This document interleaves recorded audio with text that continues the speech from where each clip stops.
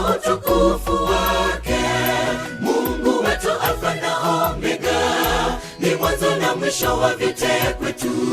Atakubadilisha mwenzangu, utakuwa kiumbe kipya tena.